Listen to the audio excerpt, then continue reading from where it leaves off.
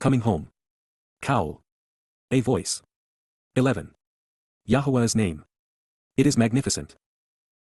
The previous chapter was the most cathartic of our journey, exuberant with the good news about Dowd, the Son of God and the Messiah, and tragic with the recognition that Jews and Christians alike have denied his magnanimous sacrifice to such an extent that the truth now seems incredulous. Their perversions have done irreparable harm. Fortunately, it's not too late to know and embrace the truth. In the decade remaining prior to their return, humankind has one last opportunity to discover who Yahowah is and what Dowd has done. And once we realize what they are offering and asking in return, we are prepared to join the covenant and enter heaven. So, with ample opportunity to learn from the Torah, Nabi, Wa Mizmor, let's continue our journey. At this juncture, there are scores of places I'd like to explore, but before we chart a new course, let's continue a while longer on the path we are currently navigating. It will assuredly lead us to the purpose of our quest, being right. After the exhilarating rush of the 6th, 7th, and 89th Mizmor, here is the 8th. To La, on behalf of, the enduring guide and everlasting director, Natsak, the continuously glorious and majestic conductor in every endeavor over an unlimited duration of time, based upon, Al, the Githith winepress, Ha Githith, an idea or instrument associated with a winepress. This is a Mizmor melody in lyrics, Mizmor, a song to be sung, by Dowd the beloved, Dowd, of the exceedingly passionate, boiling over in adoration and loved in return, the adored friend and admired associate. Mizmor/lyrics to sing/Psalm 8, introduction and dedication. One of many reasons we know that the beloved Son of God recognized that Yahowah's Torah was a source of teaching and instruction, guidance and direction, is because he dedicated many of his Mizmor songs to the enduring guide and everlasting director. While seldom acknowledged, Natsak speaks of God, not man, as it addresses the one who is, continuously glorious as a majestic conductor, a guide for every endeavor over an unlimited duration of time. There is only one such individual, Yahowah. Dowd composed 3 Mizmor which began by referencing the Githith winepress in conjunction with Sukkah camping out with our Heavenly Father, 8, 81, and 84. I suspect the reasons were many, including the realization that Dowd was given the responsibility of cultivating Yahowah's vineyard. Other reasons may include the fact that, while good wine caresses the palate, for it to blossom, the vines from which it is harvested must be chosen based on what they are capable of producing. They must be tended with care, their grapes must be pressed to be productive, and the resulting wine must be allowed to mature under the proper conditions. When wine is consumed responsibly, it is a wonderful accompaniment to an evening meal. At the same time, consumed irresponsibly, it is capable of incapacitating the judgment of the unrestrained. Dowd's name defines his place in Yahowah's universe, in his Torah and covenant. It means, beloved, and it describes one who loves so passionately he is adored in return. It is based upon a root which means, to boil. And that's interesting in itself. No matter how polluted, water is purified by boiling. Steeped in these words, we are similarly cleansed. The hotter the water, the greater the energy. Enormous machines are powered by steam. This speaks of our transition from limited physical beings to vastly more energetic spiritual ones. Not only is water the source of life and its most essential ingredient, but the steam produced when energy is added is also reminiscent of the set-apart spirit, of whom Dowd was filled. Knowing where these Mizmor lead, it's also relevant to know that being Tzadak right, something Dowd was recognized by God for being, is what leads to Yah's love. In other words, Dowd was loved because Dowd was right. It is vital to our approach to God and his testimony. The author of this song is Yahowah's adored friend, close companion, and admired associate. More than anyone, he recognized the importance of Yahowah's name and continually sang its praises. Yahowah, Yahowah, an accurate transliteration of the name of Eloah, God guided by his Torah, instructions regarding his Hayah, existence and our Shalom, reconciliation, Idown our upright pillar and firm foundation, Idown Panaknu, our mighty and upright one, our reliable base pedestal in the center of our tent of the witness which sustains and enlarges us, making us secure, how, ma. This interrogative pronoun encourages us to ponder and inquire about the implications behind the who, what, why, where, when, and how characteristics associated with the persona and designation of his, awesomely magnificent, adur, powerful and majestic, superior and splendid, stately and sovereign, noble and beautiful, desirable and grand, suitable and recognizable, respectful and relational, from Adar, glorious and honorable, is your name, Shem Ada, is your proper designation, reputation, and renown.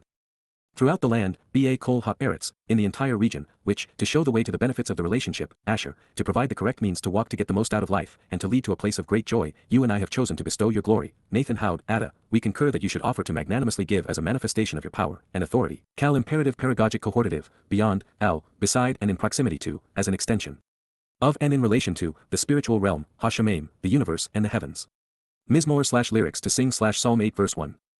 The Creator of the universe, and our God, is offering us his name, not just so that we can come to know him, but so that we can attach it to our own. It is as a bride does with her husband's last name, revealing that they are now part of the same family. The intent is that they will then share their surname with their children. Unlike the rest of us, whose names were picked by our parents, Yahowah chose his name. It expresses characteristics he wants to share. We know this because he expressed it 7,000 times in his revelation to us. We would do well to respect his choice and appreciate the reasons behind it. Based upon this declaration, the dumbest, indeed the most irrational and counterproductive thing any of us could do would be to disrespect Yahowah's name by ignoring it, rejecting it, or replacing it with the titles God, the Lord, Hashem, Adoni, or worse. Those who would claim God does not care what we call him as long as we speak to him would be dead wrong. In a medley of psalms devoted to the choice between Rasha, wrong, and Tzadak, right, this is the fulcrum upon which our fate pivots. In this regard, father and son are of like mind. Throughout his Mizmor songs, Daud offers Yahuwah's name, giving it as a gift to his people. And since Daud does so and is in full accord with Yahuwah's thinking in this matter, it means that the rabbis who avoid Yahuwah's name are in opposition to God. In this situation, Daud is aware that Yahuwah's name and reputation are well known in the spiritual realms, beyond our three-dimensional world. And so, father and son have decided that it's appropriate for Yahuwah's name and reputation to become as well known here on earth as they are in the heavens. To make this so, Daud is conveying Yahuwah's name everywhere he travels in every song he writes. It is a worthy example we'd be wise to emulate. We have covered this ground before and yet it bears repeating since the title appears frequently throughout Yahuwah's testimony. The Torah defines it down as the upright pillar of the tabernacle. It is the firm base, established foundation, strong column, and reliable pedestal placed in the center of the tent of the witness to sustain, secure, and enlarge this special place for us to meet with God. It is only in defiance of these implications that the same four letters were vocalized as Adon and then defined as Lord and Master. When directed at Yahuwah, it's his Torah's definition that matters, not man's extrapolations. Just because we've heard Lord used so many times that it rolls effortlessly off our tongues, and just because we are living in times where we are less familiar with the purpose and value of the central support pillar of a large tent enclosure, doesn't give us a license to go down the easy road. Upright pillar is unnatural to our ears only because of the religious influences defining the culture in which we have been indoctrinated. Whether it is scribed ma or simply ma, this is our cue to search for answers to the how, who, what, where, why, and when questions which should be pondered regarding whatever follows. In this case, Daud is encouraging us to consider the hadur, superior, suitable, and splendid, stately and sovereign, recognizable and relational nature of Yahuwah's awesomely magnificent name. There are few endeavors that are more rewarding. It is one of the ways we can express our regard and respect for Yah. Knowing his name is the first step in getting to know him. Let's take this realization to its natural conclusion. Do not trust anything anyone has to say about God who does not know and use his name. That includes the entirety of the Christian New Testament, all Christian doctrine, the words of the rabbis, including their Talmud, the Quran, or any Bible translation that substitutes the Lord for Yahuwah.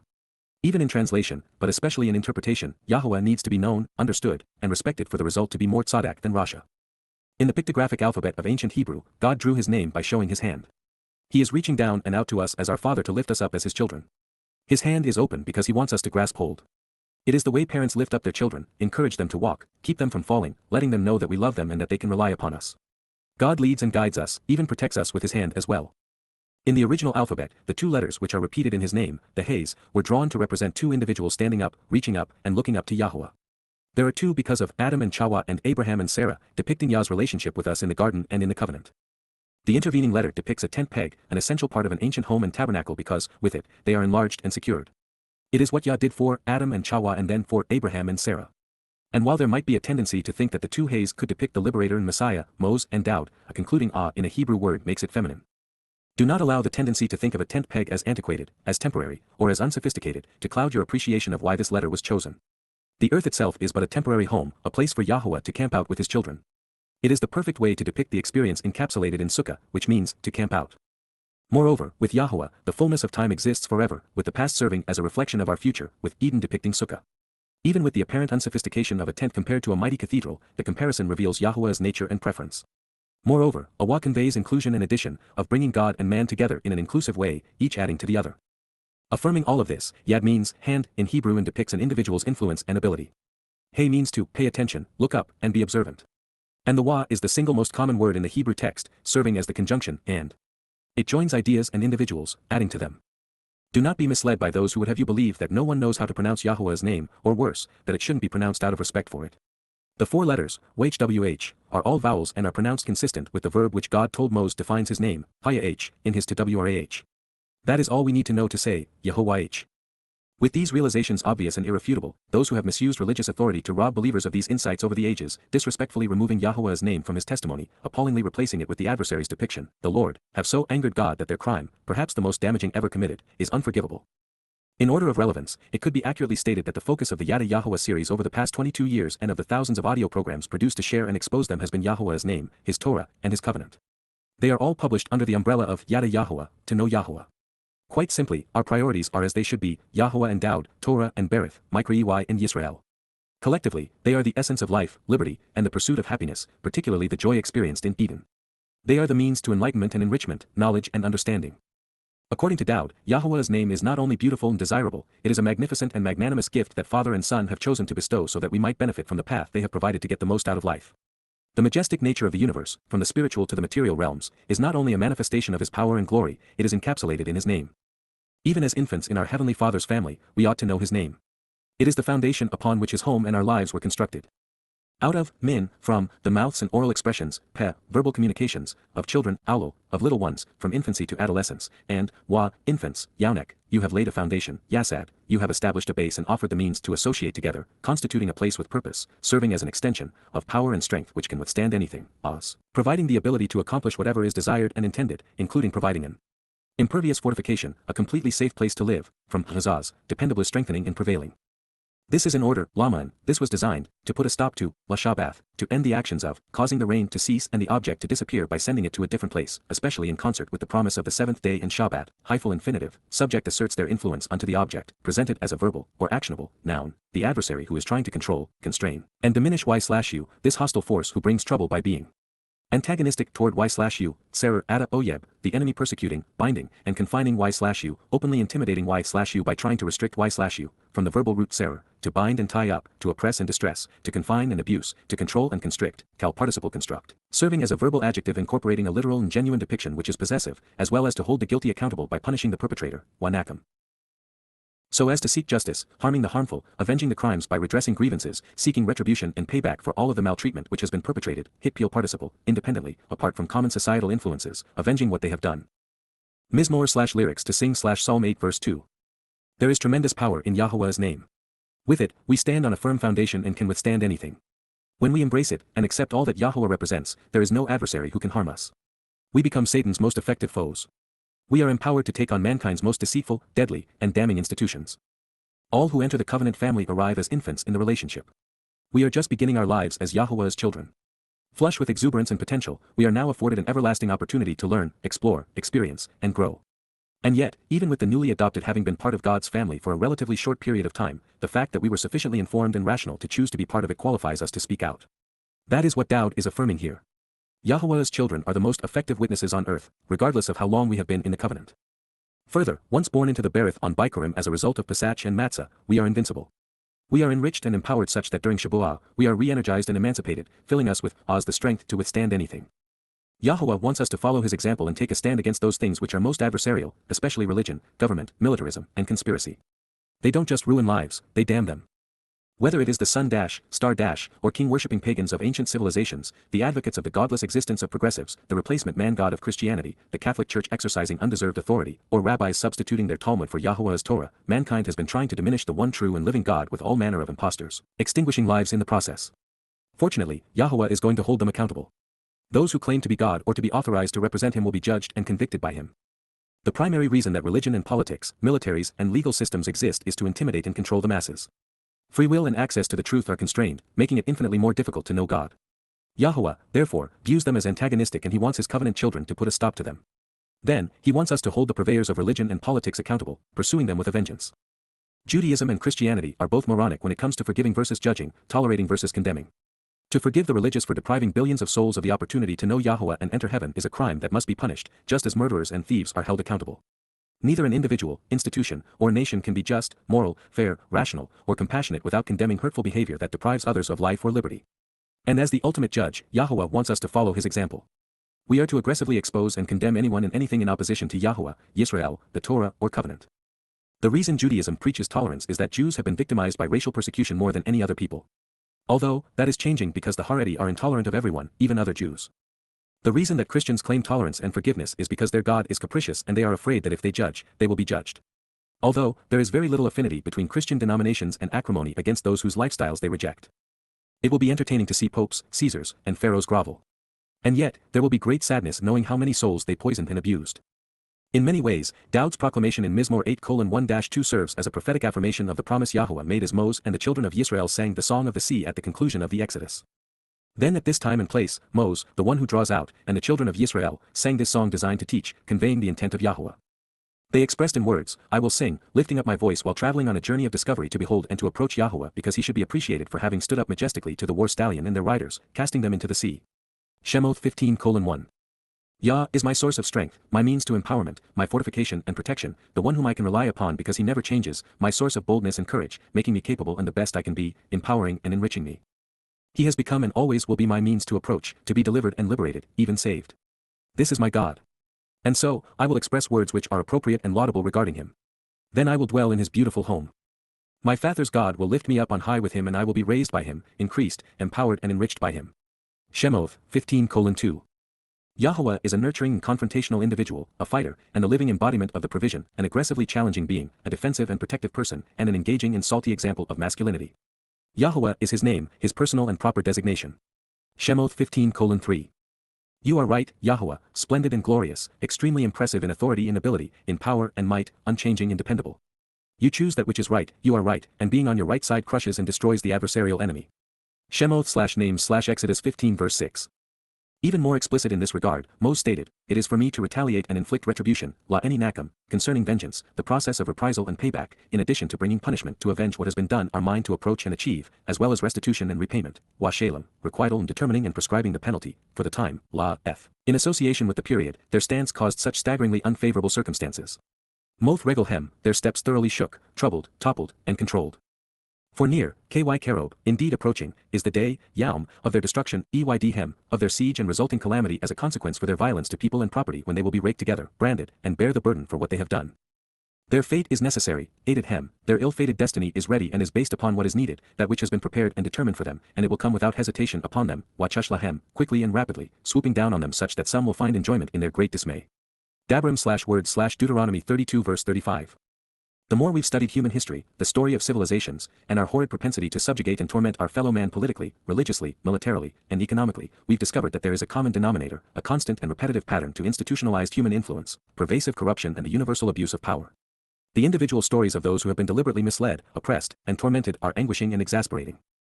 If the perpetrators of this malevolent conspiracy between religious, political, military, and economic leaders aren't held accountable, then there is no justice. Their victims deserve to witness those they were powerless to stop suffer for their hellacious crimes. And since the God who inspired these words is just, he will personally assure that the guilty are punished. The lack of forgiveness in this circumstance does not demonstrate that the Torah's God isn't merciful, but instead reveals that by being intolerant of that which is harmful, he is demonstrating his capacity for compassion. Moreover, the all-loving, all-forgiving God of the Christian New Testament is a myth, a capricious and duplicitous divinity crafted in the image of the men who conceived him.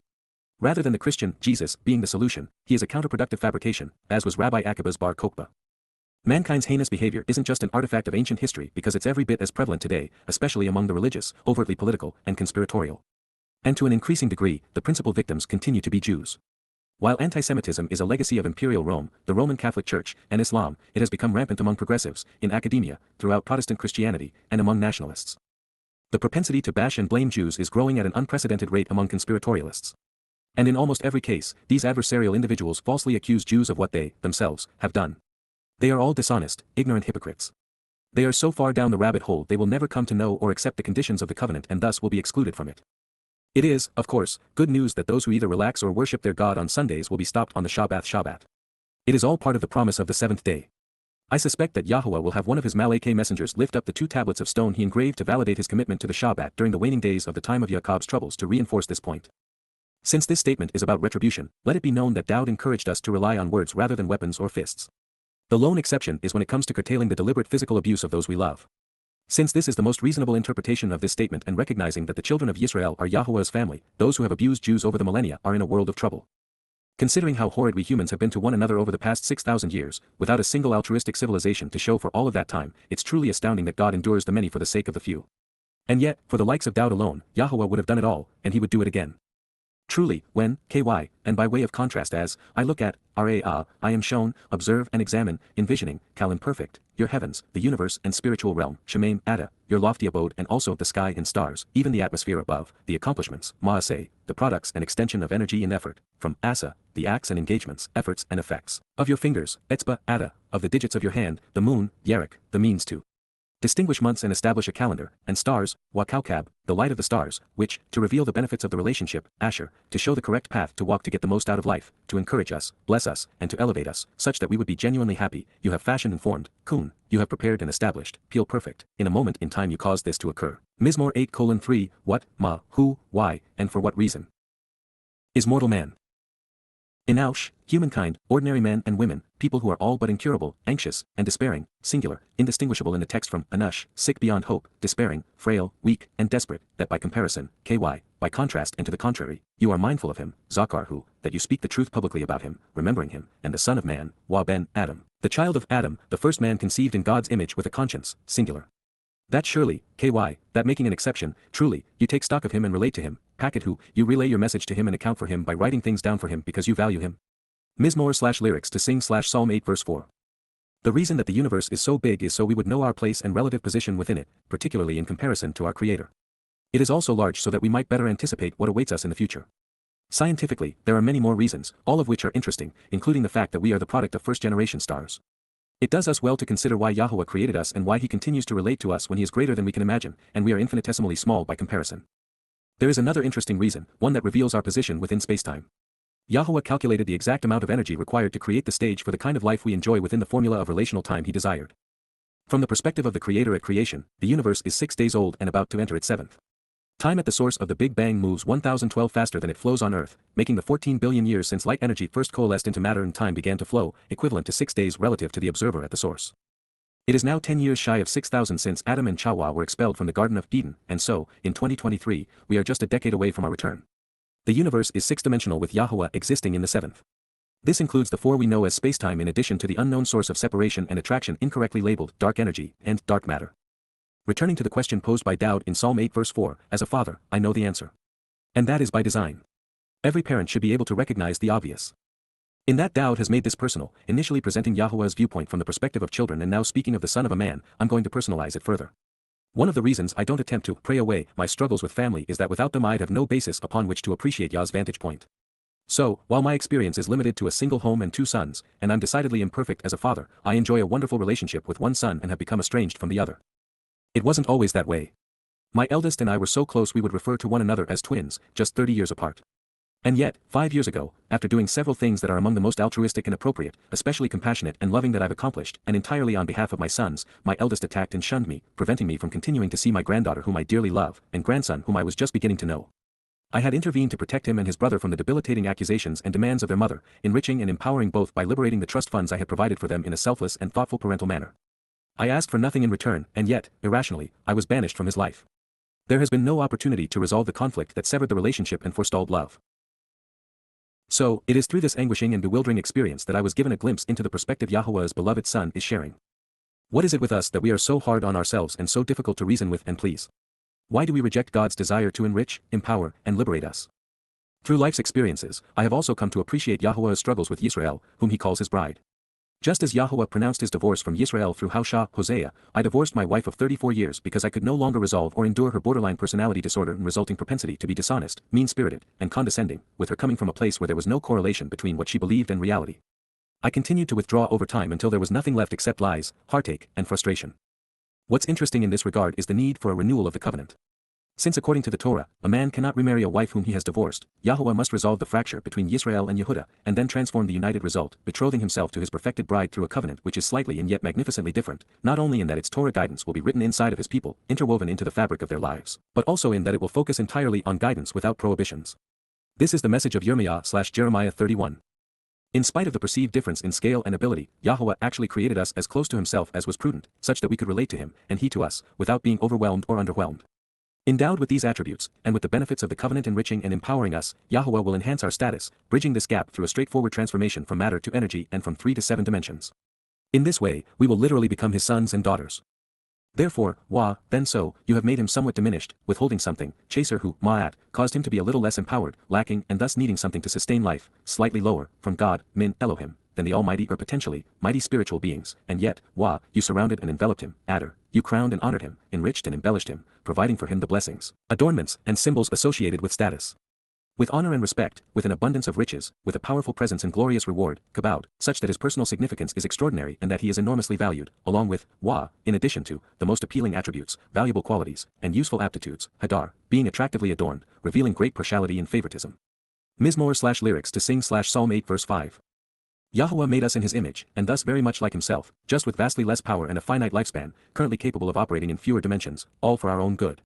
That said, the abilities we were given are more than sufficient for us to know our Maker and engage in a meaningful relationship with him. And once that occurs by way of the covenant and Moedim, Yahowah uses Bikurim and Shabuah to mitigate the differences between us, enriching and empowering our souls. While we don't act like it, we are the pinnacle of creation. And indeed, based on the nature of his testimony, Yahowah has given us the capacity to think, to closely examine and carefully consider his words. It is apparent that Yahowah thinks more of us than we think of ourselves. Beyond this, ponder the distinction, indeed, the honor, of being invited to be part of YAHOWAH's family, to become the sons and daughters of God. Imagine the enrichment and empowerment, the enlightenment and freedom he envisions for us. The covenant's benefits provide an abundance of riches. Truth be known, we were created as a living proverb. We can stand upright, freeing our hands to do as we choose. We have opposable thumbs to fashion and use tools, including the ability to turn the pages of his Torah and hold writing instruments to expound upon what it means to us. We are afforded ears to listen, eyes to see, mouths to speak, and brains to process it all. We are given a conscience to discern right from wrong and the free will to respond accordingly. Vulnerable, we must use our intellect to survive. We choose our life partners, conceive and raise children in a familial setting, sheltering and protecting them, parenting them by teaching and guiding them, with mothers and fathers contributing in different ways such that everything about us serves as a word picture of the covenant. You have provided him with proverbs and allowed him to exercise his free will, Mashalhu, you have shared vivid and memorable messages with him, giving him the ability to be in charge, and to have wisdom and dominion, within, the accomplishments, Maaseh, the products and extension of energy, the works and overall effort, from Asa, the acts and engagements, efforts and effects, of your hands, Yada, of your power, ability, and influence. You have placed, Shyth, for the time being, you have established and put, setting, Qowl perfect, everything, Qowl, under his feet, Takhath Regelhu, beneath his stance. Mizmor/lyrics to sing/Psalm 8 verse 6. For the past 6,000 years, mankind has ruled over the earth, reached for the stars, and stepped upon the moon. It has been our planet to impose our will as we have desired. While we have made a bloody mess of things, God has seldom intervened to restrain our ambitions. During this time, and with regard to all of his gifts, life, a conscience, and free will, the greatest gift has been his devotion to us, something he has expressed in his Torah and through his covenant. He has placed the means to become ever more like him, right beneath our feet.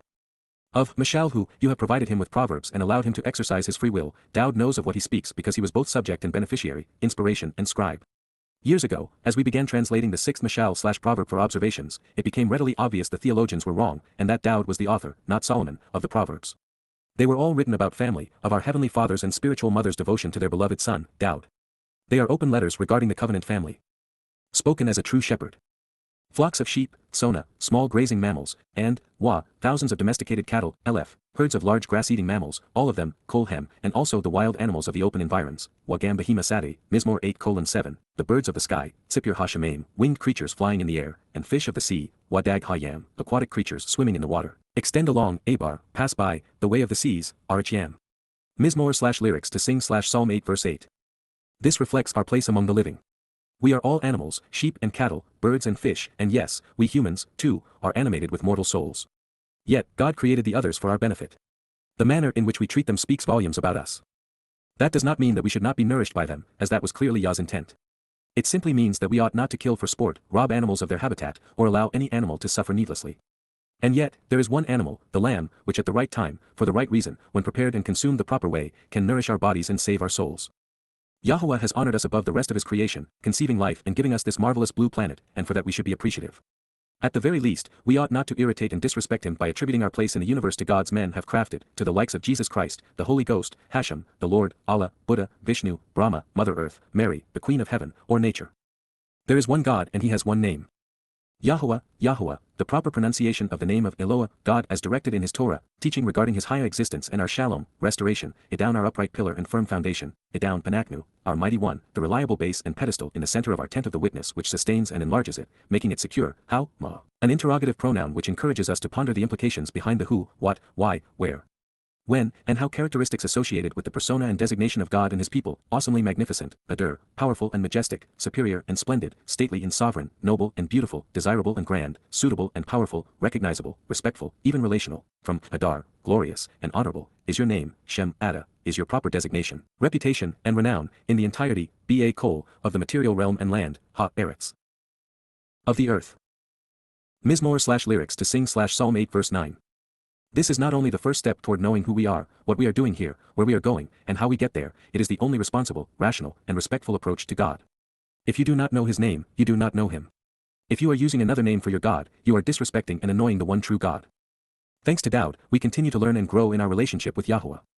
To La, the enduring guide and everlasting director, Natsak, based upon, Al, the Gittith winepress, Ha Gittith. This is a Mizmor melody in lyrics, Mizmor, by Dowd the beloved, Dowd. Mizmor 8, dedication. YAHOWAH, YAHOWAH, Idown our upright pillar and firm foundation, Idown Anaknu, how, ma, awesomely magnificent, superior and sovereign, desirable and recognizable, adur, is your name, Shem Ada. Throughout the land and earth, Qowl ha-eretz, which, to show the way to the benefits of the relationship, Asher, you and I have chosen to bestow your glory, Nathan Haud, Ada, beyond, Al, the spiritual realm, Hashemayim. Mizmor 8:1. Out of, min, the mouths and oral expressions, peh, of children, aulo, and, wa, infants, yaunek, you have laid a foundation, yasad, of power and strength which can withstand anything, oz. This is in order, laman, to put a stop to, la Shabat, the adversary who is trying to control, constrain, and diminish y/u, this hostile force who brings trouble by being antagonistic toward y/u, Sarah, Ada Oyeb, as well as to hold the guilty accountable by punishing the perpetrator, wanakam. Mizmor 8:2. Truly, when, ky, I look at, Araya, your heavens, the universe and spiritual realm, Shemaim, Ada, the accomplishments, Maaseh, of your fingers, Etzba, Ada, the moon, Yarek, and stars, Wakaukab, which, to reveal the benefits of the relationship, Asher, you have fashioned and formed, Kun, Mizmor 8:3, what, ma, is mortal man, in Aush, that, by comparison, ky, you are mindful of him, Zakarhu, and the son of man, Wa ben Adam, that surely, ky, you take stock of him and relate to him, Pakethu. Mizmor 8:4. Therefore, Wa, you have made him somewhat diminished, withholding something, chaser who, ma'at, from God, min, Elohim, and yet, Wa, you surrounded and enveloped him, Adar, with honor and respect, with an abundance of riches, with a powerful presence and glorious reward, Kabod, along with, Wa, the most appealing attributes, valuable qualities, and useful aptitudes, Hadar. Mizmor 8:5. You have provided him with proverbs and allowed him to exercise his free will, sharing memorable messages, Mishal who, within, ba, the accomplishments, Maaseh, of your hands, Yad, Ada. You have placed, shyt, everything, Qowl, under his feet, Takhath Regelhu. Mizmor 8:6.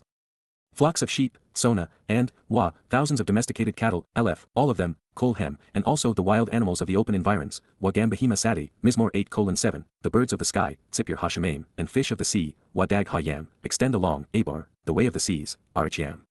Mizmor 8:8.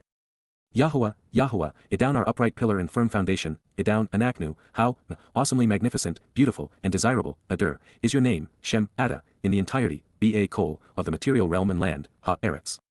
Mizmor/lyrics to sing/Psalm 8 verse 9. Yod Hey. This is an auspicious beginning.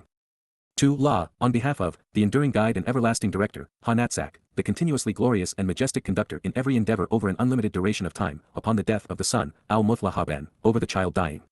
A Mizmor melody in lyrics, Mizmor, a song to be sung, of Daud the beloved, Daud, the exceedingly passionate, boiling over in love and thus loved in return, the lover and the beloved, the adored friend and admired associate. Mizmor/lyrics to sing/Psalm 9, Introduction and Dedication. We have 4 ways of looking at the death of the son. First, while the first of Daud's physical bodies is long gone, having passed away, it was never relevant.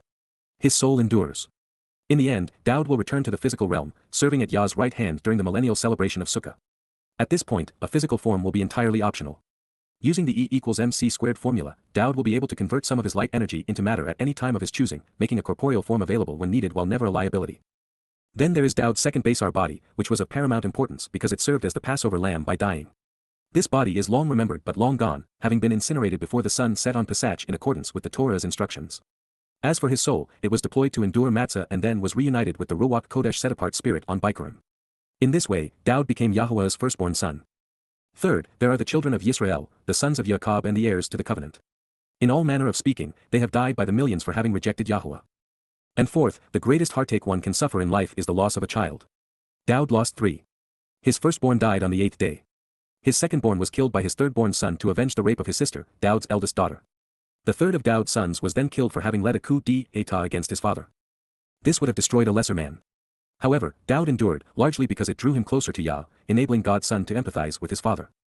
I express my appreciation, Yada, I know and therefore I am thankful, extolling what I understand. Note, Yada is either an active female Yad, hand for the feminine perspective and approach to Yada, knowing, hyphal and perfect Joseph, to Yahuwah, Yahuwah, God's personal and proper name, pronounced, Yehovah, based upon Haya, to exist, with my whole heart and in my best judgment, Qowl leb any, with the totality of my intentions, motivations, and attitude and in the manner of totally rational thinking, wholly consistent with my inner nature, character, disposition, knowledge. I want to recount in writing, Saphar, I have chosen to quantify and record, to proclaim and inform, providing a permanent accounting of, Peel cohortative, the object is engaged by the subject's will, all of, Qowl, your wonderful deeds and amazing revelations, Hala Ada, your marvelous and astounding accomplishments, your awe-inspiring and fulfilling acts, your extraordinary and distinguishing characteristics which surpass ordinary comprehension. Mizmor/lyrics to sing/Psalm 9 verse 1. Once again, Daud David has affirmed the reason Yahuwah referred to him as his beloved son, as his anointed Messiah, and as king. His thoughts and words were devoted to sharing what he had come to know about Yahuwah. He was engaged in the most important and beneficial mission in the universe. Also relevant, especially in the age of social media video presentations, Dowd was committed to the written word. No doubt, he had a singer's and orator's voice, but nonetheless, he wrote the lyrics of his songs so that they would endure the test of time. Further, Dowd, as the lead participant throughout the unification of Yisrael and during the fulfillment of the YYV1C, was always more than just a prophetic eyewitness. When he chronicles the events transpiring during Pesach in 33 CE, he knows what he is talking about because he endured it. I will rejoice, Samak, I will of my own volition delight in and be elated by, Qowl imperfect cohortative, actually, continually, and by choice, and jubilantly express my admiration, celebrating, Wah, alats, and so I want to triumph, being victorious over all adversaries, with you, Yada, in you. I want to sing, Zamar, I have chosen to combine lyrics with melody to musically give voice, to your godly name, Shem, Ada Elion, to your highest and proper designation, revealing your supremacy and status. Mizmor/lyrics to sing/Psalm 9 verse 2. One of the things I love about Dowd is that he was not bashful in expressing his feelings. As frustrated as he often was with his fellow man, he adored God. And for them, there was mutual admiration. If you recall, in the 89th Mizmor, YAHOWAH told us that upon his return, Dowd would be Elion Almighty God in comparison to the most exalted on earth. And here, we find further affirmation that Elion is one of YAHOWAH's titles. Dowd's use is consistent with what we find throughout the Torah. Most people, especially at the loss of a child, would either blame God and be embittered toward him, or believe that for this to occur there must be no God. And yet, Dowd searched for, found, and embraced the reason behind death and the solution for it. I have come to see life in this way, Dowd's way, which is one of the reasons I find his life and lyrics so illuminating and inspiring. With the proper attitude, and with sound thinking, we can learn and grow from every experience, especially the difficult ones. According to biblical scholars, having respect for YAHOWAH's name precludes it from being spoken. And yet, how would that be possible since no one had greater respect for YAHOWAH than Dowd and he routinely sang it aloud? Why would he have written it into his lyrics if it would serve no purpose? Do you think Dowd would have told us that YAHOWAH's name was too sacred to pronounce, if that were actually the case? Given the choice between Dowd's enthusiastic desire to convey YAHOWAH's name and today's religious assessment that it either should not or cannot be pronounced, who do you think is Tzadak right and who is Rasha wrong? Dowd's enemies are comprised of those who are averse to YAHOWAH, threaten his people, or deny what he has accomplished for their benefit. They are typically religious but often political. And in almost every situation, the son's foes were also opposed by his father. With the turning away, shub, the retreat, of my enemies, those with animosity and rancor toward me, any, of those in hostile opposition to me, they will stumble back, achar kashal, they faltered and fell back, they were brought down and overthrown, as they are expelled from, abad min, while they are exterminated, ceasing to exist in, your presence, pana, ada, the proximity of your appearance. Mizmor/lyrics to sing/Psalm 9 verse 3. There is a day of reckoning, a time in which the dividing line between living in God's presence and being eternally banished will be determined by our love for YAHOWAH's name and our appreciation for what he and his son have done for us. Upon their return, the souls of those who are not covenant will either be exterminated or expelled. There was something extraordinarily important articulated here that I suspect most everyone will have read past without notice, even though I tried to attune readers to it prior to and after Dowd's pronouncement. Those who are opposed to what the Son has accomplished, who are averse to him, are excluded from YAHOWAH's presence. They permanently estranged, their souls either annihilated or incarcerated. The reasons are many, beginning with Dowd's role throughout the mode. One cannot benefit from that which they deny, such as the realization that HaMashiach served as the Pesach aisle, opening heaven's door while extending our lives. His Nipesh then carried the pervasive fungus of Yisrael's propensity to contaminate themselves with religion and politics into Sheol during Matzah, perfecting the children of the covenant. As a result, those who acknowledge and accept what father and son have accomplished are prepared to enter YAHOWAH's presence and be adopted into his family. Dowd epitomizes Yisrael and is the exemplar of the covenant, the one through whom it was established. To be averse to either is to exclude oneself from the God who favors and cherishes them above all others. Also, Dowd approached YAHOWAH intellectually, emotionally, and experientially. He knew exactly what he was doing, why it was important, and he was fully cognizant of the result. He was a wholehearted participant, genuinely devoted to the relationship. And as such, he engaged, doing what his father desired. Those who fail to appreciate this misconstrue the purpose of the covenant. Therefore, it would be fair to say that we approach YAHOWAH by what Moses wrote and Dowd has done. It is as it should be, as it was with Dowd. YAHOWAH introduced himself to us in his Torah and proved his existence through his prophets. He has provided all of the information we need to exercise good judgment to determine what is right and wrong about God. This process is interactive, with YAHOWAH revealing and us observing. YAHOWAH designed and equipped us for this purpose. For, KY, you have acted upon and engaged in, Asa, you have worked, laboring in and bringing about, doing what was needed to accomplish, my decision-making process regarding my means to resolve disputes, mishpat any, me using good judgment and being discerning to correctly resolve differences, my ability to judge and be just, to govern and resolve controversies, a compound of ma, which encourages us to question the how, who, what, where, when, and why and shapat, to decide, to judge, to resolve disputes, to exercise good judgment, and to execute justice, and my ability to judge and be judgmental, distinguishing between right and wrong, wadine any, and my judgment, my arguments and debates, and my cause, when I should defend and plead a case and claim, or when to speak out against someone or something which is wrong in a condemning manner, my capacity to correctly argue and judge. And you have established, YYV1C11, so you have restored, from 11 QPs, the approach to the seat of honor, lakais, that which concerns the place of authority. You have decided and judged correctly, Shabat Tzedek, you have rendered the right decision, you have been just, rational, and fair, from 11 QPs where Shabat is second person perfect. Mizmor/lyrics to sing Psalm 9 verse 4. This is about acting upon good judgment and making informed and rational decisions. This was and will always be the way the judge will decide our fate. The path to knowing Yahowah and understanding what he is offering and what he expects in return is neither through obedience nor faith. Yahowah provided his Torah, Nabi, Wa Mizmor so that we could be thoughtful and discerning in our response to him. Therefore, the process to the desired result necessitates listening before speaking and observing before engaging. The pronouns are particularly telling in this statement. Dowd used you 3 times, indicating that he is addressing Yahowah, showing that God acted and engaged based upon Dowd's judgment, that God established the seat of honor, and that he rendered the right decision. Me was used twice, speaking of himself in ways we are more accustomed to seeing God. For example, it is Dowd's mishpat decision-making process regarding the means to resolve the disputes between God and man that Yahowah is acting upon. This means that Dowd was far more than just the Passover lamb since the Father was enabling the Son's plan. Dowd had thought it through, and he determined that, by his participation, the most beneficial result would be achieved.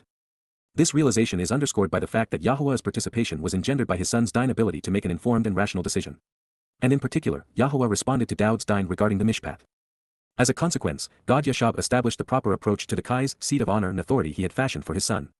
He would rule based upon his mishpat and Dine. Dowd then acknowledges that his father's approach was rational and fair. If I may digress a moment, I have found it curious that Dowd, approaching under the title of Gabriel God's most capable and courageous man, provided the full spectrum of what he would accomplish by fulfilling the micro-EY invitations to meet, even when these fulfillments would occur, to Daniel God judges in Babylon circa 575 BCE. He could have done so through one of his Mizmor circa 1025 BCE and avoided the trip. So why didn't he take the easier approach? Further, since Yahowah was speaking directly to and through prophets like Yashaya, Haushah, Yirmiah, Zechariah, and Malachi, it is self-evident why Dowd would not have appeared before them. And clearly, since he was fulfilling the Moedim he was announcing, this would have been Dowd's prophecy to deliver. Then it dawned on me while reading Dine to Judge, because it was the basis of Daniel's God Judge's name. Recognizing that Babel is the very thing we must walk away from before we can be invited into the Berith, it remains the place God cannot appear or be seen. So, with Daniel and Yehudim in Babylon, the very place from which Yahowah will be withdrawing his people, Dowd was afforded the perfect opportunity to explain when that would occur. He delivered the message personally and then did precisely what he had avowed. And I suspect that this was also why Dowd was accompanied by the 2 witnesses who will herald his return. Moving on to the next statement, the Gowan Gentiles Yahowah continually rebukes and reprimands are the foreigners who now claim that God has chosen them and their Hellenized Jesus Christ over Dowd David and his people, Yisraelites Israelites and Yehudim Jews. The notion is ignorant and irrational, which is why it requires faith to believe. It is also hypocritical and irresponsible. Many, if not most, of these foreigners are ever ready to complain that Jews, who they protest are acting illegally and do not belong, are ruining their country and trying to take it from them. Never mind that their forefathers stole it from the native peoples. Nonetheless, as foreigners, themselves, these Gentiles want us to believe that they are the heirs to Yisrael and to God's promises. And yet, they hate the very race that provided not only the Passover lamb but the entirety of Yahowah's witness. If these preposterous notions were not interwoven to form a religion, no one would believe a word of it. This is among the many reasons why Yahowah is forever associating Gowan with Rasha being wrong. It is why God is disapproving of and will censure Gentiles. It is why the foreign souls who have been misled and who are mistaken, will be exterminated, their names and reputations annihilated forevermore. This is sobering. It is also absolute and irrefutable proof that the Christian New Testament's insistence that the promises Yahowah made to Yisrael have been given to the Gentile church, indeed every aspect of replacement theology, has no basis in reality. The foundational claim of the Christian religion is torn asunder by what follows. You will rebuke and reprimand, Gar, in that instant you will have expressed your disapproval with conviction because it is time to insult and censure, Cal perfect, the Gowan Gentiles, Gowan, non-Israelites and non-Yehudim Jews, the religious people and nations which are estranged and opposed to Yisrael, the confluence of ethnicities. You will in a moment in time expel and exterminate, Abad, you will at that point exterminate and expunge, estranging or annihilating, Peel perfect, those who are misleading and mistaken, the guilty and wrong, Rasha, those who corrupt and who have been corrupted, Peel perfect. Their names, Shem-Hem, their designations and reputations, you will have blotted out, Macha, you will have wiped away and removed, Cal perfect, forevermore, including their testimony, La, Alam Wa, Od, consistently and continually, for all time, serving as a witness in antiquity of eternity because of this. Mizmor/lyrics to sing Psalm 9 verse 5. So much for the notion that God disowned Israel to form a new alliance with Gentiles. In the end, and because their religions are in wholesale conflict with what Dowd has done, Yahowah will rebuke and reprimand the Gentiles. This reprimand will not, however, be resolvable or redeemable. God's disapproval will lead to having one soul either expelled or exterminated, incarcerated forever in Sheol or obliterated. Being wrong about Dowd is not without consequences. Within less than a decade of this writing in 2023, the likes of Peter, Paul, and Christians, Akiba, Maimonides, and the Herdim, Muhammad and his cadre of jihadists will be judged, silenced, and condemned, their names, reputations, and rhetoric expunged forevermore. From this we can be assured that there will never be any Christians, Haredi, or Muslims in heaven. This is not my opinion but, instead, an irrefutable conclusion based on Yahowah's testimony. For those who have not availed themselves of what Dowd did on behalf of the covenant family on Matzah, removing our guilt, they remain burdened by the stench and stain of their religion. And now, it is too late to make amends. If we didn't know better, this would be alarming news for those like myself who are not genetically linked to Yaakov. However, we now recognize that it's the religions, politics, conspiracies, societal customs, and militaristic nature of the Gowan that YAHOWAH is rebuking and removing, not their ethnicity. We know this because it is those who are Rasha, wrong, especially about Dowd, who will suffer this fate. Therefore, by becoming Torah observant, by engaging in the Berith, by attending the Mikra, by learning from the Nabi, and by respecting Yahuwah's name, by being Tzadak, right, our place with Yisrael, in the covenant, and in heaven is assured. This known, Yahuwah's reprimand against the practices of the Gowan, and his advice to avoid the ways of the Gentiles, comes with a caveat, the Choder, Nakri, and Basar of God. This exemption to the rule at play during the prelude to Yah's return suggests a number of things, each of which is potentially revealing. First, Yehudim remain in rebellion, stubbornly recalcitrant regarding Yahuwah and his testimony. If this were not so, God would have chosen one of them to call his people home. Yet, as Yahuwah has revealed through Yashaya, God looked and found none. Second, the realization that there was only one willing individual underscores just how unpopular the truth has been and remains. This is shocking to those of us who embrace it because the truth about God is so vastly superior to the lies Gentiles have promoted. Third, it would take a Gentile to untangle the mess the Gowan have made, someone willing to expose and condemn their two most popular deceptions, Christianity and Islam. Jews are seldom, if ever, overtly critical of either faith, even though both religions have sought to annihilate them. Until Yehudim understand why these Rasha institutions despise them, until they divest themselves of their influences and are freed from their debilitating antisemitism, Yahuwah's call for them to come home will fall on deaf ears. And fourth, there has to be a consequence for the people originally chosen by God to be part of his family, not only ignoring him, but also for having played a leading role in establishing Christianity, Islam, and communism, Yisrael's most prevalent threats. As a result, the brightest ethnic group on earth will be awakened to the realization that they have gone so far off track, they gave God no other option other than go it alone, which is against his nature and our purpose, even contrary to a loving family, or work with a Gawi to reconcile his relationship with Yisraelites and Yehudim. It is sad but true. It is not surprising, however, especially considering the misguided arrogance of the rabbinical influence among Jews and the insanity of Israeli politics. As Jews in Israel stand today, circa 2023, even God's words are insufficient to awaken them or save them. However, this will change, especially as Jews are caught in a multidimensional vice, being defamed and abused by the far right and far left, by Christianity and by Islam, even by the politics and academia of progressives. Today Jews are as likely to be murdered by a neo-Nazi as they are to be slaughtered by a jihadist, or to be deprived of their rights and land by a socialist politician and scholar as they are by an unthinking nationalist conspirator. Soon there will be only one safe haven and savior. One last thought in this regard. While every verb was scribed in the perfect, meaning that the time when this reprimand and rebuke, this annihilation and extermination, even the erasing of all memory of such people and things, is limited in duration, the result is, ad aulam, everlasting. YAHOWAH isn't going to harp on this forever, so those who wish to avoid the eternal consequence have a limited time to react before it is too late. The days of the religious are numbered, at least here on earth. The adversary, YAHOWAH, will cease and be finished, Taman, will be stopped, Qowl perfect, in a state of ruin, deserted and wasted, Chorba, an object of horror, desolated, forever, La Netza, for an unending duration of time. Additionally, you will uproot and destroy, Nathash, you will pull out of the ground, utterly forsaking, Qowl perfect, literally at a moment in time remove, cities, shrines, and temples, habitations and population centers, even the anger, anguish, and wrath of these asses, such that the remembrance of them, Zikr so that their mention, honor, celebration, or worship of their status and renown, ceases to exist, Abad, perishes and is obliterated, vanishing. Mizmor/lyrics to sing Psalm 9 verse 6. For the earth to return to the conditions enjoyed in Eden, the adversary who encouraged Adam and Chawah to rebel against YAHOWAH must be stopped. And while Oyeb adversary was singular, Satan has spawned many deadly plagues.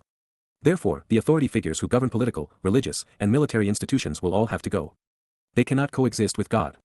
Unfortunately for the billions they have poisoned, to protect the family, those they have plagued will be forsaken and will die. And then to purge the earth of their corruption, their cities, towns, and shrines will all be uprooted and removed, ridding the living of all remembrance of the dead. They have had a bad run, some 6,000 years of mischief and mayhem. But it cannot and will not continue.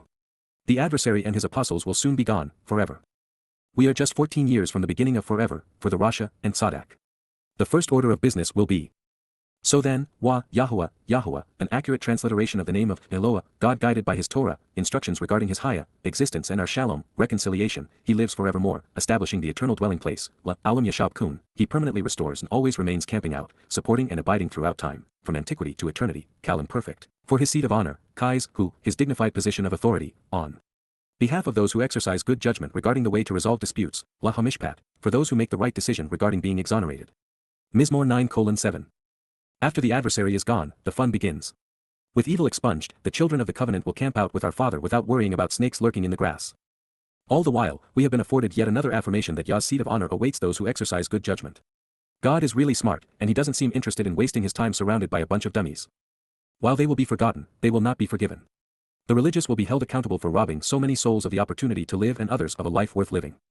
Then, he, himself, will execute justice, who, Shabat, he will judge, deciding, on this perverse and confused world, Tebel, the abominable and detestable people who live on the earth along with their perversions and corruptions, doing so correctly and fairly, tzedek, rightly, in a straightforward and appropriate manner, adhering to what is required according to the standard, accurately and honestly, judging. Dine, he will decide based upon what is right and wrong, such that a reward or punishment may follow in accordance with the agreed set of principles. Qowl imperfect, the nations and people who are religious and political, individuals from distinct national and religious interests and geographical locations, the populations of different countries and regions who congregate together under their leaders and who are governed by antiquated philosophies, many of which are evolved from Babylon, in a straightforward and equitable manner in conformance with the established standard.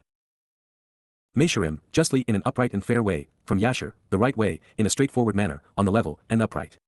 Mizmor/lyrics to sing Psalm 9 verse 8. Since we have previously considered revelations which indicate that Yahowah will delegate the business of judgment to Daud, who will probably do likewise, as God, Yahowah remains ultimately responsible. He, and those through whom he adjudicates, will do so fairly and correctly. And while this is true, for those being judged among the wayward nations, there is no favorable outcome. Once we come to grips with the implications of free will and with the realization that there are three potential fates awaiting human souls, not just a reward in heaven or torment in hell, we realize that God can be just and fair. And as soon as we come to appreciate that we are returning to Eden, we understand why the religious and political must be expunged from the earth. And it will all occur in accordance with Yahowah's Torah instructions. Ours is a perverse and confused world, one a perfect being would find unpleasant, indeed nauseating, so something must change to accommodate his arrival. In this regard, as a loving father, God will protect his children. Therefore, Yahowah, exists as, was, is, and will be, a safe and secure place to dwell, Misgab, an inaccessible and impenetrable stronghold in which to live and as a fortress, a refuge in high places, for those who have been harassed, afflicted, or slandered, Lahadak, for the abused, crushed, distressed, and subjugated, a safe and secure place of refuge, Misgab, an inaccessible and impenetrable stronghold in which to live serving as a fortress, a dwelling in a high. An elevated place, from Sagab, elevating, exalted, and inaccessibly high, as troubling times approach, Lach Bat Sarah, during periods of impoverishment and destitution. Mizmor/lyrics to sing Psalm 9 verse 9. While this is true, I don't think it is universal. There is no indication that Yah will reach out and protect those who haven't listened to his call to come home. Therefore, the most secure location as troubling times approach will be the place closest to God, Yisrael and Yehudah. He said it so many times and in so many ways, it's incredulous that as few as 1 in a million take him at his word. There are 1 billion souls who call God Shiva, 1.5 billion who call him Allah, and 2.5 billion who claim he is Jesus. Another 15 million refer to him as Hashem and Adoni. They would all be wrong. Fictitious gods are highly unreliable. Only the real one can be trusted. Then, those who know, Yada, those who are made aware of, recognize, and respect, becoming acquainted and familiar with after having been shown, and who acknowledge and understand, Qowl participle construct, a literal and actual, highly descriptive depiction in concert with what follows, your name, Shem, Ada, your personal and proper designation and reputation, they will trust and rely upon you, Batach Ba, Ada, are confident and secure in trusting you, Qowl imperfect, because, ky. For indeed, surely. Indeed, ky, you have not and will not abandon or forsake, lo, Azab, those who seek you, Darash Ada, Yahowah. Mizmor 9:10. These benefits await those who are seeking Yahowah and are not afforded to others, thus excluding Christians, Haredi, Muslims, and Hindus. At the very least, those who seek to know the living and true God must do so by name. There is no merit to knowing Jesus, Allah, or the Lord. In the end, it all comes down to Yada Yahowah. His Torah is the place to find Yahowah, to come to know him, to appreciate what he is offering, and to understand what he is requesting in return. The only question is one of desire. Do you want what is best for you and your soul, for those you love, and are you willing to invest the time to learn the truth? Are you sufficiently rational to accept Yahowah's offer once you are made aware of it? You should want to sing, Zammer, choose to combine lyrics with melody to musically give voice, Peel imperative, to, La, regarding approaching, Yahowah, an accurate transliteration of the name of Eloah, God guided by his Torah, instructions regarding his Haya, existence, who establishes a dwelling place, Yashab, who inhabits, abides, and remains, on Sion among the signs posted along the way, Sion, the markers used to non-verbally communicate the direction to, identity of, and location of the ridgeline between Daud's home and Yahowah's home on Mount Moriah. Of your own volition, choose to report among the people and family, Nagad Ba, conspicuously announce, providing evidence to inform, making known within the family, hyphal imperative second person masculine plural, what he has done, Alalahu, his actions, deeds, and endeavors. Mizmor/lyrics to sing Psalm 9 verse 11. This is the prime objective, and it is central to our being, to our very existence. The desire to sing and share what we have come to know should flow out of us like a spring of living waters. It is why these words appear before your eyes. However, no matter how majestic the name, how melodious the song, how marvelous the lyrics, how lovely the home, how magnanimous the deeds, or how compelling and beneficial the report, if you don't acknowledge and accept the offer, it is all for naught, at least for the reticent soul. Moreover, we are reminded that there is only one name to whom our song should be directed. If not to Yahowah, the lyrics are hopelessly shrill and counterproductive. Also, Yahowah has but one home on earth and it is on Sion, the ridgeline that runs along the crest of Moriah from Daud's residence to the summit. If you are looking for God, do not bother with the Vatican, Mecca, or America. You will not find him unless you search for him within the Torah. If you are not already on the right side of these words, please don't read another until you are. If you are ready, then as we approach this next statement, be mindful of the fact that a God who would forgive and then forget the circumstances surrounding those who have horrifically abused his children, torturing and killing them, is neither just nor compassionate, neither fair nor loving. Since Yahowah is all of these things, he will do the right thing, which is to expose, judge, condemn, and punish those who have tormented his people, along with those who have encouraged them. Muslims and Europeans beware. Indeed, for because, he who accounts for, he who looks for, even requires, blood, that which is essential to life, is mindful of them, ethem zakar, remembers them. He will not overlook or forget, shaka, he will not ignore or fail to respond to the significance, the cry of distress and screams of pain, tsayaka, the anguished wailing and outcry, of the miserably afflicted, of the subjugated and abused who are persecuted and harassed. Mizmor/lyrics to sing/Psalm 9 verse 12. Should you have wondered if God has witnessed the agonizing pain inflicted by the Catholic Inquisitor, the European concentration camp guard, or the Islamic terrorist, now you know. And if you were concerned that the governments, religious institutions, and citizenry that justified it, capitalized upon it, and allowed them to get away with murder, wouldn't be held accountable, put your mind at ease. While it is politically incorrect, it is absolutely true, to love, we must know what, when, why, and how to hate. One cannot be merciful without opposing that which is contrary to our Creator's testimony and opposed to our best interests. To engage in this regard, we must know right from wrong and appreciate the power of words, allowing Yahowah's testimony to work as it was intended. Once we have done as compassion requires, we ought to trust Yahowah to complete the job, doing as he has promised. There is life in his words. Christians are wont to see their Jesus returning in flowing white robes with outstretched hands, welcoming the world to him. Muslims believe that Allah will engage at last and kill the infidels, beginning with the Jews and then the Christians. Neither will occur, but as is the case with all religious deceptions, there is an element of truth running through both myths. God is returning, and he will welcome his family with outstretched arms. However, to protect them and preclude the anti-Semites from continuing to harass his children, the Rasha will all have to go for good. As much as any, I think that this is one of the reasons Yahowah valued his relationship with Daud. You have chosen to be generous and favor me, Chan and Eni, your will is to be compassionate and kind toward me, you are inclined toward mercy and benevolence for me, Qowl imperative, Yahowah. By choice, you have seen, you have decided to observe and consider, Qowl imperative, my tremendous dedication to accomplishing the mission of being a witness and my frustration over the abuse I've endured as a result of responding and accomplishing the goal, Eni, my willingness to invest the time and expend the energy to achieve the goal of providing testimony along with the trouble and abuse I've suffered because of my response and answers, my harassment and affliction I've endured because of my songs, from Anna, to answer and respond, to be occupied and engaged, responsive and committed to being a witness, resulting in being afflicted and put down, from those who dislike and shun me, Min Sain Eni, from those who show no love or respect for me, detesting and loathing what I represent, showing malice toward me, so as to lift me up on high, honoring and exalting me, Rom Eni, raising me triumphantly, causing me to be elevated, Polel. Participle Peel masculine singular.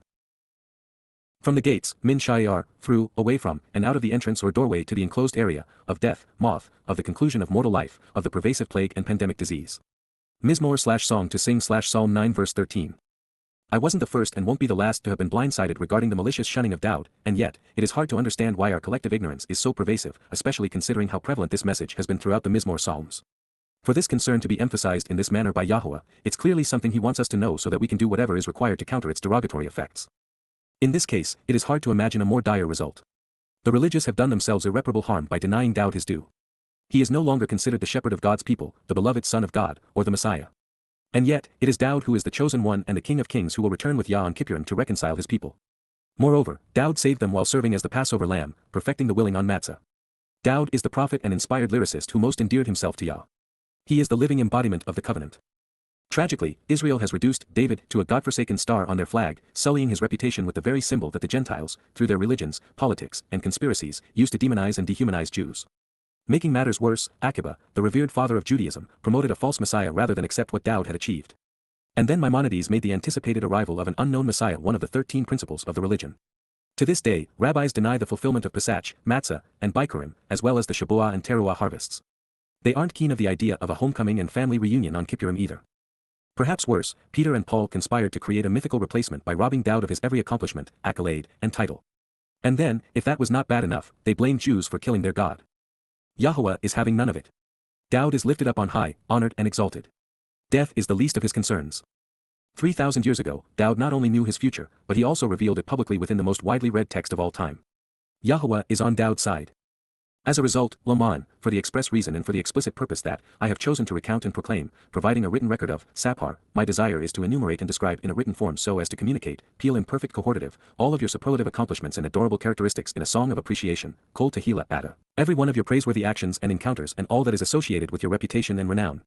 Doing so in a mizmor, within the gates, Sha'ar, the doorway to the assembly, the entrance into the courts, of the environs, Bath, the female offspring, but also the center of the city, of Tzion the signs posted along the way, Tzion, the markers used to communicate the direction to, identity of, and location of the ridgeline between Daud's home and Yahuwah's home on Mount Moriah.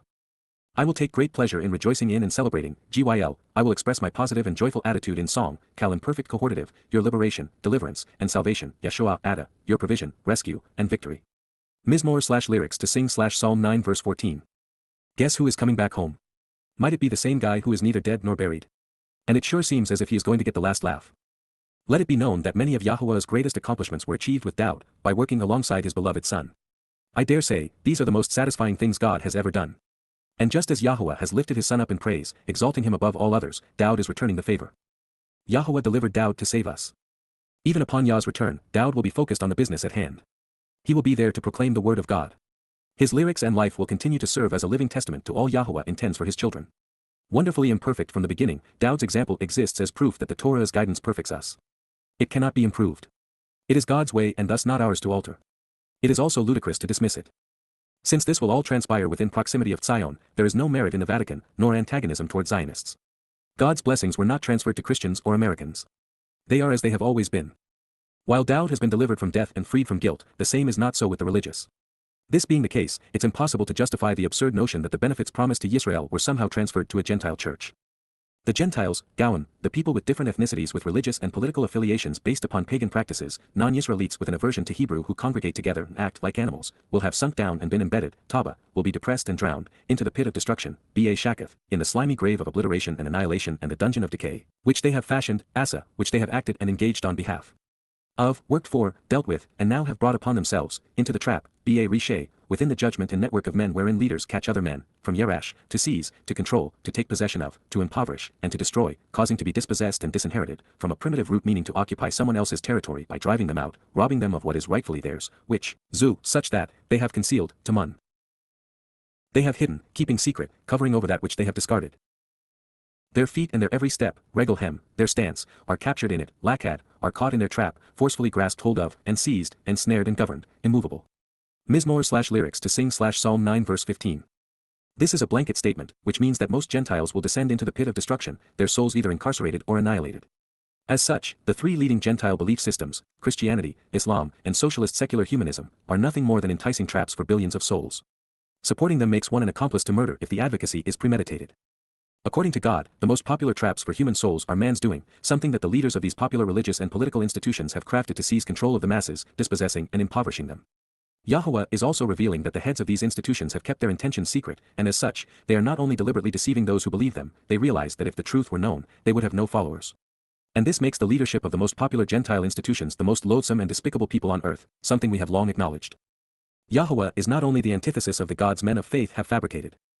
YAHOWAH, Yahuwah, an accurate transliteration of the name of Eloah, God guided by his Torah, instructions regarding his Haya, existence, has become recognizable and knowable, Yada, he can be perceived and acknowledged, respected and understood, Nifel perfect, by the means to exercise good judgment and resolve disputes, Mishpat, by sound decision-making, a commitment to justice, and a desire to be fair and do what is rational, from Ma, to ponder the implications of and Shapat, to decide, to judge, to discern right from wrong, which he acts upon and engages in, Asa, which he has prepared, produced, brought about, attended to, and performed.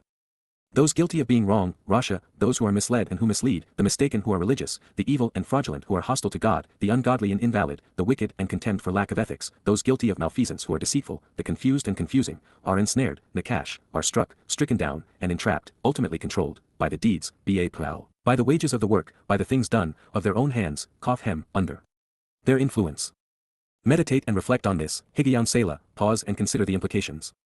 Mizmor/lyrics to sing Psalm 9 verse 16. Since God can be known, there is no reason for faith. Since the means to understanding him is through exercising good judgment, believing is superfluous. Therefore, even if they were 1% right, what is the purpose of Judaism or Christianity? Beyond all of this, Yahuwah is stating that he is best known by the way he has chosen to resolve the kind of disputes which separate men and women from him, which is through his Mikriwai invitations to be called out and meet. Further, he is revealing that he planned and then personally acted upon these appointed days. Therefore, our quest to more fully understand and then capitalize upon his involvement in the 7 micro-EY has been validated. It is by seeing what God has done for us that we find ourselves in a relationship with him. Men, on the other hand, are trapped by their own devices. Religions are a snare designed to control the unwary, causing those caught within them to be deprived of the life and liberty Yahuwah intended. Claiming to have been appointed to serve God, religious institutions deprive their converts and believers of what Yah is actually offering. Those guilty of religious malfeasance, rasha, those who are invalid, fraudulent and unethical, leading others astray, those who are deceitful, wrong, and corrupting, lacking ethics and culpable of crimes against the masses and should be condemned, will be turned away, shub, they will be turned away because they turned, Qowl imperfect, unto Sheol, Sheol, towards Saul Paul, question him, and or Sheol hell which is the place of separation questioning, along with every, Qowl, Gentile nation and institution, Gawi, country and individual alien to Yisrael, heathens of different societal customs whose religious or political affiliations are based upon pagan practices, non-Yisraelites with an aversion to Hebrew who congregate together and act like animals, which disrespects, shakach, which disregards and is not aware or mindful of, which has forgotten and is oblivious to, God, Elohim, the Almighty. Mizmor/lyrics to sing Psalm 9 verse 17. The subject is defined by rasha, a word which describes the prevalence of a widespread criminal enterprise engaged in religious malfeasance. God uses rasha to describe those who are wrong, both inappropriate and revolting, evil and wicked, both corrupt and corrupting. The rasha are misled and mislead in return. They are invalid, fraudulent and unethical, leading others astray knowingly. To be rasha is to be deceitful, corrupt, and ungodly. It depicts those who lack ethics and are culpable of crimes against humanity. They are opposed to what is right, have done or spoken that which is inappropriate and confusing, and should be condemned. Rasha has a face, Shayul, an audience, Gentiles, a cause, disrespecting God, and a consequence, being dispatched to Sheol. This derogatory term is attributed to non-Yisraelite nations and institutions. They are errant and malicious, with regard to God and his people and, also, contemptible in their disrespect, of Yahuwah, Yisrael and Yehudim, the Torah and Berith, the Mashiach and Ben Elohim. Their premeditated promotion of this fraud has God condemning them. Yahuwah's disdain for the Gentile nations and institutions swayed by Shayul's Paul's toxic diatribes and poisonous scribbles, as well as the non-Yisraelite individuals who are rasha, wrong, is not only the driving force behind this Mizmor psalm but the next two as well. Consider this a prophetic warning against replacement theology, especially the religious and political manifestation of Babylon, Roman Catholicism and the United States. The operative verb in this statement is shub. It means to turn and, thus, describes having one's course changed, either altered or swayed by compulsion or choice. In this case, it is by Shayul and to Sheol. This is a dire warning for Gentiles, their nations and institutions. Regardless of whether you render Shayul as the person Yahuwah called the plague of death and father of lies, or Sheol as a place of eternal separation, Gentiles are headed in a hellish direction. Their rendezvous with God will be brief and highly unpleasant. Whether it's Paul's New Testament, Akiba's Talmud, Muhammad's Quran, or liberal man's progressive agenda, the result has been that the overwhelming preponderance of the world's population has become oblivious to Yahuwah's name, nature, testimony, and plan. Humankind has been allowed to exercise free will and has made a mess of things. This is not intended to be a referendum on individual souls but, instead, on human institutions, nations, and empires. While people are both good and bad, right and wrong, the larger the group, the worse humanity becomes. By contrast, indeed, by comparison, the plight of those willing to receive deliverance, who consent to and accept the offer of assistance, ebyan, those who seek liberation from troubling circumstances, yearning for better from God and who are open and willing to accept what God is offering, from Abba, to be willing, to accept, to desire and to consent, will not be forgotten, lo, la netzach shakach. The enduring lives and legacy, the confirmed and everlasting truth, shall not be overlooked or disregarded. For this expectation, tikkuah, this positive outcome, this connection and longing, on behalf of those who are responsive, anah, for those who answer in reply, will not be forestalled or squandered, abad, will not be foregone, given up, lost, nor delayed, forever, affirming the witness for an unlimited duration of time on behalf of the everlasting testimony. Mizmor/lyrics to sing Psalm 9 verse 18. The difference between the experience in Sheol versus Shemaim is as vast as 7 dimensions are from one, as extreme as volition is to incarceration, and as vast as the ultimately expansive and liberating is from the infinitesimally small and confining. And yet, one word may be all which separates them, and a responsive. We have been invited to attend the micro-EY and our reply leads to participation in the berith. Collectively, our answer to them opens heaven's door for the ebyan those willing and desirous of accepting such assistance. This perspective on the Torah's central theme has long been forgotten, indeed, squandered, lost under an onslaught of religious edicts and laws, but this will not always be the case. Soon there will be a revival of expectations and a time of responsiveness. Father and son are returning on a date that is certain, and they will be offering reconciliation to those who are willing to accept their offer. One of the most interesting internal studies of Jews, particularly at the time Christianity and Judaism were fermenting, involves the Ebionites, ethnic Jews who based their identity on ebyan being responsive. What we know of them is limited, and much of it is subject to considerable religious malfeasance. To their credit, they were resolutely Torah observant, and they recognized that HaMashiach had come to fulfill Pesach. As a result, they were overtly hostile to Peter and Paul, rejecting everything these men wrote and said. They are the only reason we have some record of what Dowd revealed during the Sermon on the Mount and Olivet Discourse. But because they were largely right, they were opposed by every other faction in the Jewish community. And while viciously and relentlessly attacked by Shaul Paul as Judaizers, ultimately it was Rabbi Akiba who destroyed them. Yahowah has not forgotten his chosen people. Reminding Yehudim that he still cares about them, and that he is committed to liberating them from the ongoing abuse men have heaped upon them, is the reason behind this prophecy. Without exception, we can confidently expect everything Yahowah has promised to be fulfilled. This remains especially true for Yisraelites because they have been the recipients of most of Yah's promises. But please note the caveat. This positive outcome is directed toward Ebyaun, those who seek liberation and yearn for better from God, who are open and willing to accept what he is offering. This is one of many places where the actionable root speaks as loudly as the noun derived from it. Ebyaun is from Abba, to earnestly desire acceptance. God's offer is open to everyone, but only those who accept will benefit. Your desire is to arise, take a stand, and encourage. Kyum, your choice is to establish and confirm, coming onto the scene to provide validation and proof. Yahowah, Yahowah, God's personal and proper name, pronounced, Yehovah, based upon Haya, to exist. Do not allow mortal man to prevail by being controlling, oppressive, and overbearing, al-hinaush bazaz, and let nothing of ordinary and common men who are brazen and defiant remain, kal imperfect Joseph. The Gentile institutions and nations, Gowan, the non-Yisraelites, the individuals and countries of different societal customs and ethnicities with religious or political affiliations, must be judged, Shabat, be tried based upon determining what is right and wrong, be decided upon and discriminated against, then be condemned and punished as deserved, nifle imperfect, upon, before or during, your appearance, panim, ada, your presence. Mizmor/lyrics to sing Psalm 9 verse 19. The religious and political ways of man are indelibly intertwined and debilitating. This must end for heaven on earth to begin. Please recognize that the one making this request of Yahowah is Daud, our Messiah and King. And as such, Father and Son are not coming back to redeem mankind but, instead, to thwart human schemes. This statement pits the family of man against Daud, his people, Yehudim, and the family of God. This is profoundly important. This statement also provides a refutation of the counterproductive notion found in today's Christian New Testament, judge not lest you be judged. Since God is taking a stand against the schemes of mortal men, since he is judging the Gentiles, we would be right to do the same. It is only by exercising good judgment and by being discerning that our response to God is thoughtful and responsive. Gentiles estranged from Yahowah and opposed to Yisrael will not endure God's return. Whether they be counted among Christians, Muslims, progressives, as agnostics and atheists, conspirators, or caste-imposing Hindus, they will be seen as an impediment to peace upon his return for his people. As part of Gowan nations and institutions, they remain estranged. As mere mortals, they will not survive. The Messiah is clearly not amused by their religion or politics, their militaristic and conspiratorial ways. He would ask of Yah. It is my choice and your decision to constitute and impose upon them, SHYTH, we are in agreement that it is best if you appoint for them, put, place, and set upon them, cal imperative cohortative pedagogic he energic second person masculine singular, a sense of dread and fear, the disconcerting realization, Maura, a sense of respect born out of valid information and authorized instruction, Yahowah. Yahowah, the proper pronunciation of the name of Eloah, God as directed in his Torah. Teaching regarding his higher existence and our shalom, restoration, that the Gentiles, Gowan, that the non-Yisraelites, the individuals and countries of different societal customs and ethnicities with religious or political affiliations, realize, Yada, come to know and recognize, they are mortal, hem, inaush, that they are just men. Pause now and reflect on this, Selah.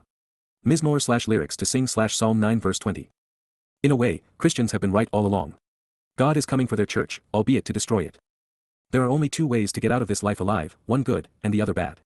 Those whose souls are not extinguished will either spend eternity in Shemaim with Daud or in Sheol with Shaul. They are either Tzadak right or Rasha wrong. Prior to composing these translations, I was unaware that the initial Mizmor Psalms were all written prophetically of Daud's role in the fulfillment of the Moedim, from Pesach to Sukkah in the last days. Between Kippurim and Sukkah there will be a time of conflict between Yehudim and Gowan, between Yahowah and mortal man. There will be a referendum between relationship and religion. As is our custom, let's reconsider Daud's words without interruption or comment. To La, the enduring guide and everlasting director, Ha-Natzak, upon the death of the son, Al-Muthla Ben. A Mizmor melody in lyrics, Mizmor, of Daud the beloved, Daud. Mizmor 9, Introduction. I express my appreciation, Yada, to Yahowah, Yahowah, with my whole heart and in my best judgment, B.A. Qowl Lebeni. I want to recount in writing, Sapar, all of, Qowl, your wonderful deeds and amazing revelations, Paula Ada. Mizmor 9:1. I will rejoice, Samak, and jubilantly express my admiration, celebrating, Alats, with you, B.A. Ada. I want to sing, Zamar, to your godly name, Shem Ada Elion. Mizmor 9:2. With, B.A., the turning away, Shub, of my enemies, those with animosity and rancor toward me, Oyeb Eni, they will stumble back, Achar Kashal, as they are expelled from, Abad Min, your presence, Pana Ada. Mizmor 9:3. For, KY, you have acted upon and engaged in, Asa, my decision-making process regarding my means to resolve disputes, Mishpat Eni, and my ability to judge and be judgmental, distinguishing between right and wrong, Wadain Eni. And you have established, Yashab, the approach to the seat of honor and authority, Lakais. You have rendered the right decision and have judged fairly, being rational and just, Shapat Tzedek. Mizmor 9:4. You will rebuke and reprimand, convict and then censure, Gar, the Gowan Gentiles, Gowan. You will in a moment in time expel and exterminate, Abad, those who are misleading and mistaken, the guilty and wrong, Rasha. Their names and designations, Shem Hem, you will have blotted out, Macha, forevermore, including said testimony, La, Alam Wa, Od. Mizmor 9:5. The adversary, Ha-Oyeb, will cease and be finished, Taman, in a state of ruin, deserted and wasted, Chorba, forever, La Netza. Additionally, Wa, you will uproot and destroy, Nathash, cities, shrines, and temples, year, such that the remembrance of them, Zikr Hem, ceases to exist, Abad. Mizmor 9:6. So then, YAHOWAH, YAHOWAH, he lives forevermore, establishing the eternal dwelling place, La Alam Yashab Kun, for his seat of honor, Kais, who, on behalf of those who exercise good judgment regarding the way to resolve disputes, La Hamishpat. Mizmor 9:7. Then, he, himself, will execute justice, who, Shapat, on this perverse and confused world, Tebel, doing so correctly and fairly, Ba Tzedek, judging, Dine, the nations and people who are religious and political, Laom, in a straightforward and equitable manner in conformance with the established standard, Meshurim. Mizmor 9:8.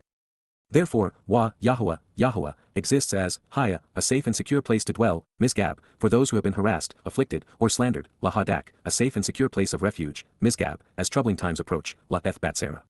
Mizmor 9:9. Then, those who know and acknowledge, Yada, your name, Shem, Ada, they will trust and rely upon you, Batach Ba, Ada, because, KY. Indeed, KY, you have not and will not abandon or forsake, Lo, Azab, those who seek you, Darash Ada, YAHOWAH, YAHOWAH. Mizmor 9:10. You should want to sing, Zamar, to, La, YAHOWAH, YAHOWAH, who establishes a dwelling place, Yashab, on Sion among the signs posted along the way, Sion. Of your own volition, choose to report among the people and family, Nagad Ba Ha Ammon, what he has done, Alalahu. Mizmor 9:11. Indeed, KY, he who accounts for, Darash, blood, dam, is mindful of them, Ethem Zakar.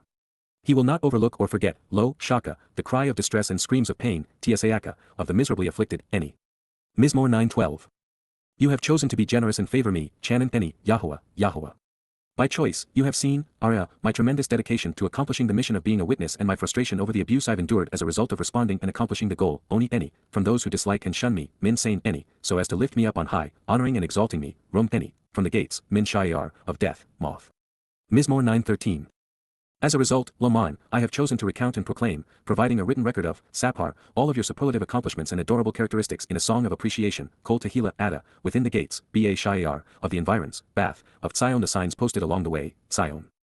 I will take great pleasure in rejoicing in and celebrating, Gyl, your liberation, deliverance, and salvation, Yeshua Ada. Mizmor 9:14. The Gentiles, Gawim, will have sunk down and been embedded, Taba, into the pit of destruction, Ba Shakath, which they have fashioned, Asa, into the impoverishing and destructive trap of disinheritance, Ba Rishay, which, Zu, they have concealed, Taman. Their feet, stance, and their every step, Regelhem, are captured in it, Lakat. Mizmor 9:15. YAHOWAH, YAHOWAH, has become recognizable and knowable, perceived and acknowledged, Yada, by the means to exercise good judgment and resolve disputes, Mishpat, which he acts upon and engages in, Asa. Those guilty of being wrong, who mislead and are misled, Rasha, are ensnared and controlled, Nakash, by the deeds, Ba Pa'al, of their hands, Kofhem. Please ponder this, Higayon Selah. Mizmor 9:16. Those guilty of religious malfeasance, Rasha, will be turned away, Shub, unto Shiao, Lashayol/Shiao, along with almost every, Qowl, Gentile nation and institution, Gawi, which disrespects, Shakach, God, Elohim. Mizmor 9:17.